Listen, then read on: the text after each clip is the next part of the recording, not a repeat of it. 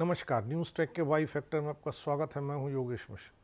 छोटी पार्टी और बड़े सपने, छोटी पार्टी और बड़े बड़े पद पाना और अपने पूरे परिवार को आला कमान बना देना, यह उत्तर प्रदेश के तमाम जातीय राजनीतिक दलों का निशाना है, उनकी ख्वाहिश है। भारतीय जनता पार्टी को अपनी सरकार बनाने के लिए, नरेंद्र मोदी जैसे नेता को प्रोजेक्ट करने के लिए इन छोटे छोटे दलों की बैसाखियों की ज़रूरत आन पड़ी। आप समझ रहे होंगे कि हम बात किसकी कर रहे हैं। आज हम बात कर रहे हैं एक विशेष जाति के आधार पर बने निषाद पार्टी की। संजय निषाद का नाम आपने सुना होगा, पूर्वी उत्तर प्रदेश से आते हैं, विवादों के लिए जाने जाते हैं।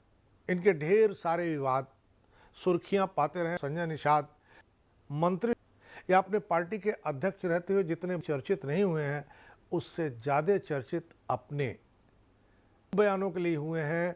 इन्होंने यहाँ तक कह दिया तक भगवान राम बेटे नहीं है। धर्म शास्त्र कहता है, मेरा इतिहास कहता है। इतिहास से प्रेरणा मिलती, प्रेरणा से जागृति होती, जागृति से सोच विकसित होती, सोच से संगठन बनता, उसमें शक्ति होती, सत्ता में परिवर्तन होता है। उस समय सत्ता में धोखेबाजी से परिवर्तन हुआ था। अब राम और निषाद राज का जो जन्म है वो मखौड़ा घाट पर नियोग पुत्रेष्ट कामी जग में नियोग विधि से खीर खिलाने के बहाने हुआ। खीर खाने से तो कोई बच्चा हो नहीं जाएगा ना, तो एक तरीका था, एक सम्मानजनक तरीका था। उससे कहते हैं कि दशरथ के वो तथाकथित पुत्र है, असली पुत्र वो श्रृंगी ऋषि निषाद है। वैसे तो उत्तर प्रदेश में चलन है कि आप किसी भी भगवान को कुछ भी कहिए, खासतौर से हिंदू धर्म का भगवान होना चाहिए, तो आपको शोहरत मिलेगी, आपको जगह मिलेगी और मीडिया में आप छाए रहेंगे। संजय निषाद उत्तर प्रदेश की राजनीति में 2 दशक से सक्रिय हैं। वह सबसे पहले वाम से जुड़े। वह कैंपियनगंज विधानसभा से एक बार चुनाव लड़े थे, पर उन्हें सफलता नहीं मिली। इसके बाद वो अपनी जात की राजनीति से जुड़ गए। वर्ष 2008 में उन्होंने all India backward and minority welfare mission और शक्ति मुक्ति महासंग्राम नाम के 2 संगठन बनाए। इसके बाद राष्ट्रीय निषाद एकता परिषद गठित की। इस परिषद के बतौर अध्यक्ष निषादों के विभिन्न उपजातियों को एक करने का काम इन्होंने शुरू किया। मछुआ समुदाय की 553 जातियों को एक मंच पर लाने के लिए ये जी जान से जुड़े। 2016 में संजय निषाद ने अपनी निषाद पार्टी बनाई। वे उस दौरान गोरखपुर में इलेक्ट्रो होम्योपैथिक की क्लिनिक चलाते थे। डॉक्टर संजय क्लिनिक चलाने के साथ साथ इलेक्ट्रो होम्योपैथिक की मान्यता दिलाने के लिए भी संघर्ष करते रहे। उन्होंने 2002 में Purvanchal medical electro homeopathic association का गठन किया।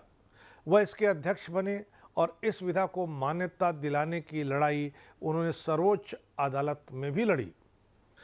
7 जून 2015 के घटना से अचानक संजय निषाद का नाम चर्चा में आ गया। हुआ यह कि गोरखपुर के सहजनों में कसरावल गांव के पास निषादों को अनुसूचित जाति में शामिल करने की मांग को लेकर रेलवे ट्रैक जाम किया गया था। इस प्रदर्शन में गोली चली और अखिलेश निषाद नाम का एक शख्स मारा गया। इसके बाद बहुत बवाल हुआ और संजय निषाद तथा इनके साथ 1 दर्जन से अधिक लोगों के खिलाफ प्राथमिकी दर्ज हुई। संजय निषाद ने सरेंडर किया, बाद में जमानत पर रिहा हो गए। इस घटना से उन्हें काफ़ी चर्चा मिली। इस शोहरत का उपयोग उन्होंने निषाद पार्टी को मजबूत बनाने में किया। गांव-गांव निषाद पार्टी का संगठन बनाया, महिलाओं और युवाओं को विशेष रूप से जोड़ा। मैरून टोपी और झंडा पार्टी की पहचान बनी। कार्यकर्ताओं को बाकायदा प्रशिक्षण दिया गया। उन्हें निषादों का इतिहास, निषाद संस्कृति और निषाद सभ्यता के बारे में बताया गया। उन्होंने जुलाई 2016 में गोरखपुर में शक्ति प्रदर्शन किया। 2017 के चुनाव में निषाद पार्टी ने पीस पार्टी के साथ समझौता किया। पीस पार्टी ने निषाद पार्टी को 72 सीटें दी, लेकिन निषाद पार्टी का खाता सिर्फ ज्ञानपुर में खुल पाया। वह भी तब जब ज्ञानपुर में इस पार्टी के उम्मीदवार माफिया विजय मिश्रा थे। ज्ञानपुर वैसे विजय मिश्रा की उस समय तक पुश्तैनी सीट मानी जाती थी। संजय निषाद गोरखपुर ग्रामीण सीट से चुनाव लड़े, हार गए। संजय निषाद के पुत्र प्रवीण निषाद अभी संत कबीर नगर लोकसभा सीट से भाजपा सांसद हैं। मार्च 2018 में गोरखपुर लोकसभा सीट पर हुए उपचुनाव में समाजवादी पार्टी ने उन्हें उम्मीदवार बनाया, लेकिन चुनाव से ठीक पहले प्रवीण बीजेपी में शामिल हो गए। पूर्वी उत्तर प्रदेश के इलाके में निषाद समुदाय की अच्छी खासी आबादी है। निषाद पार्टी का खासकर निषाद, केवट, मल्लाह, बेलदार और बिंद बिरादरियों में अच्छा असर माना जाता है। गोरखपुर, देवरिया, महाराजगंज, जौनपुर, संत कबीर नगर, बलिया, भदोही और वाराणसी समेत 16 जिलों में निषाद समुदाय के वोट जीत हार में बड़ी भूमिका अदा करते हैं। संजय हमेशा कोट टाई पहने रैलियों और सभाओं में देखे जाते हैं। विशेष अंदाज में हाथ हिलाते हुए अपने को निषाद समाज के मसीहा के रूप में प्रस्तुत करते हैं। उनके समर्थक उन्हें महामना संबोधित करने लगे हैं। निषाद पार्टी के कार्यकर्ता और समर्थक एकलव्य मानव संदेश नाम से वेबसाइट और यूट्यूब चलाते हैं। संजय निषाद के दफ्तर में जिन शख्सियतों की फोटो लगी है उनमें वास्को डिगामा और कोलंबस भी शामिल हैं। संजय कहते हैं कि दोनों नाविक थे, इसलिए दोनों निषाद वंशीय हैं। उनका कहना है कि दुनिया में जिन लोगों की आजीविका और गतिविधियां समुद्र और नदियों पर निर्भर है, वे सब निषाद वंशी हैं। उनका दावा है कि यूपी में निषाद वंशी 17% हैं और वे 152 विधानसभा सीटों पर प्रभावशाली हैं। यदि हम एकजुट हो गए तो हमें कोई अनदेखा नहीं कर सकता है। संजय ने खुद एक किताब निषादों के इतिहास पर लिखी है। उनकी दूसरी किताब भारत का असली मालिक कौन है। निषाद पार्टी का पूरा नाम निर्बल इंडियन शोषित हमारा आम दल है। चूंकि जात से कोई राजनीतिक रजिस्टर्ड नहीं हो सकता, इसलिए पार्टी का यह नाम रखा गया, जिसका संक्षिप्त नाम यानी निषाद हुआ। इस तरह से उन्होंने जात की पहचान बनाने के उद्देश्य से सोच समझकर यह नाम रखा और यही नाम लोगों में प्रचलित हुआ। पार्टी बनाने के बाद संजय निषाद को भी अपने परिवार की ही याद सबसे पहले आई।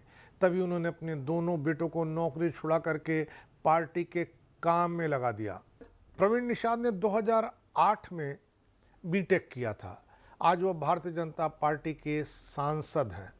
दूसरे बेटे श्रवण निषाद संजय निषाद के मंत्री पद का सारा काम काज देखते हैं। बीते दिनों जब टिकट बंट रहे थे तो संजय निषाद पर टिकट लेने देने के आरोप कुछ उसी तरह लगे जिस तरह मायावती पर लगते थे। संजय निषाद भले ही यह कहकर खुश हो जाएं कि उनके समाज के लोग 17% हैं, पर अगर उत्तर प्रदेश की सियासत को करीब से देखा जाए तो इस पार्टी का कुल आंकड़ा 3% से नीचे बैठता है। और यह भी हकीकत है कि इस पूरी जात या जमात में कोई एक लीडर कभी नहीं रहा है। निषादों के 3 बेल्ट है। पहली बेल्ट है गोरखपुर के आसपास, दूसरी है बनारस, इलाहाबाद, इसी के साथ साथ मिर्जापुर को जोड़ लीजिए। निषादों की तीसरी बेल्ट बुंदेलखंड में आती है और हमेशा इन तीनों बेल्ट के अलग अलग नेता होते रहे हैं, चाहे वो एक ही पॉलिटिकल पार्टी में हो या अलग अलग पॉलिटिकल पार्टी में हो। पर भारतीय जनता पार्टी पता नहीं क्यों संजय निषाद को सारे निषादों का नेता स्वीकार कर आगे बढ़ा रही है। ये जो छोटी छोटी पार्टियां हैं कभी भारतीय जनता पार्टी को बड़े बड़े दुख देंगी। इस बार इतना ही।